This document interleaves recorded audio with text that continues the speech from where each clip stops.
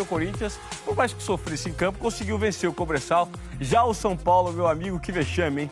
Perdeu em casa, no Pacaembu, a torcida está indignada. Daqui a pouco a gente vai falar sobre o time do São Paulo, porque a gente abre a reportagem com Mauro Naves, que foi ontem lá para El Salvador. É uma cidadezinha de 8 mil habitantes, que fica no deserto do Atacama. Olha que imagens lindas que a gente capturou com um drone. Imagens feitas lá de El Salvador. Esse é o estádio que o Corinthians atuou ontem. Fica no meio do deserto. Essa cidade tem pouco mais de 8 mil habitantes. E o Mauro Naves vai trazer agora a reportagem da vitória do Corinthians sobre o Cobressal pela Libertadores. Para quem veio de avião, este aeroporto de Copiapó foi o ponto mais próximo de El Salvador que o torcedor corintiano conseguiu chegar. Dali para o local do jogo, mais 250 quilômetros, de ônibus ou de carro. No início, estrada boa e um visual encantador do Oceano Pacífico. Paisagem muito rochosa, árida, apesar da presença do mar ali tão pertinho. Oceano Pacífico. E ainda está faltando, no mínimo, umas 2 horas para chegar. Mas como se trata de uma região do deserto do Atacama, a paisagem é bem rústica. Ao deixar a beira-mar e iniciar a subida para as montanhas, a estrada piora um pouco em alguns trechos e o visual fica ainda mais desértico. Ao se aproximar de El Salvador, o cartaz avisa: o time da cidade se orgulha e costuma se aproveitar de jogar num campo que fica a 2.500 metros de altitude. Rodeada pelas minas de cobre, El Salvador é basicamente um acampamento mineiro que reúne entre operários e familiares cerca de 8 mil pessoas.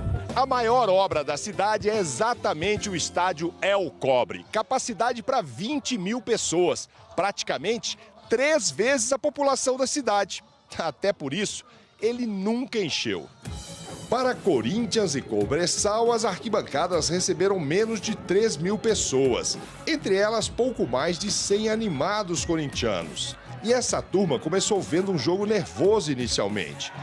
Com 5 minutos, Bruno Henrique já foi punido com cartão amarelo depois de uma dividida muito dura. Absurdo, na minha opinião, a entrada do Bruno Henrique. Não tem nada a ver com futebol uma entrada dessa. Os ânimos só se acalmaram aos 12 minutos, quando os refletores se apagaram.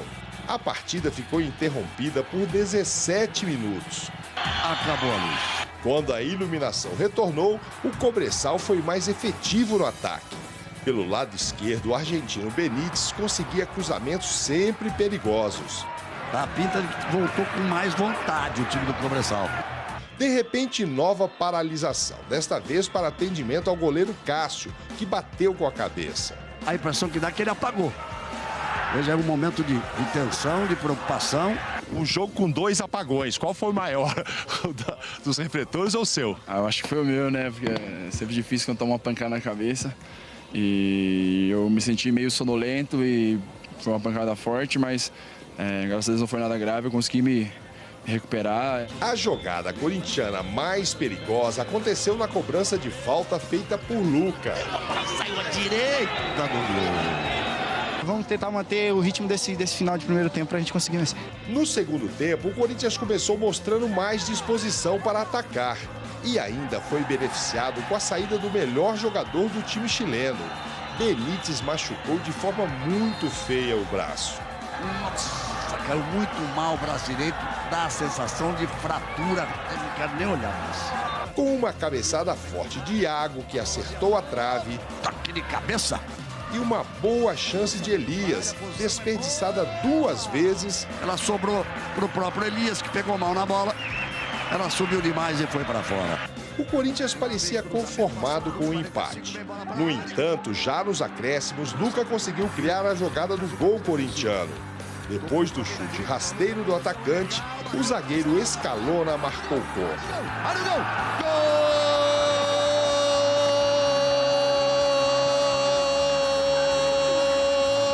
Gol do Corinthians!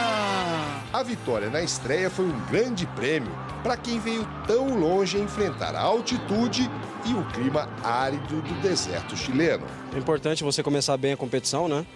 Eu acho que, apesar da dificuldade da bola ser um pouco mais rápida, isso atrapalha um pouco, mas a gente tentou se adaptar o mais rápido possível. Mas acho que o mais importante foi que a equipe jogou de uma maneira segura, né? Não sofreu sustos nenhum, então acho que o mais importante é pontuar fora de casa. O Corinthians surpreendeu, Caio, com esse time do Cobressal, de repente? Um time que tem lá no deserto do Atacama, não tem tradição nenhuma no futebol chileno, nem na Libertadores. Você acha que foi uma surpresa? Eu acho que não. Eu acho que o novo Corinthians, vai ser moldado aos poucos. E até atingir o entrosamento necessário, vai ser muito disso aí. O torcedor tem que se acostumar. Um time extremamente organizado, muito competitivo, fechadinho e jogando no contra-ataque, saindo só na boa. Principalmente fora de casa. Foi o que a gente viu ontem no jogo. Queria chamar a atenção para 2 destaques individuais. O jogo ontem foi feio, foi trombado, batido, truncado. Para 2 destaques individuais do Corinthians, que foram muito bem. O Luca e o Felipe Zagueiro, né? São 2 jogadores que se firmaram nessa gestão do Tite, nesse atual elenco. O Luca vem de 2 grandes partidas. Contra o São Paulo, ele acabou fazendo o primeiro gol, né, naquele presente do Lucão. E isso dá muita confiança para o jogador. Ontem ele foi o melhor jogador em campo.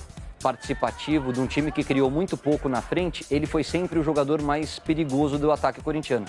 E o Felipe não é de agora. O Felipe, a gente falava muito do Gil e do crescimento do Felipe. Faz 1 ano que o Felipe vem jogando em alto nível. Ele é rápido para apostar corrida com os atacantes, ele não é afobado para sair jogando e no alto ele não falha. É um zagueiro para a gente acompanhar de perto. Legal. A gente tem aqui alguns lances de algumas oportunidades, foram poucas oportunidades perdidas pelo Corinthians ontem.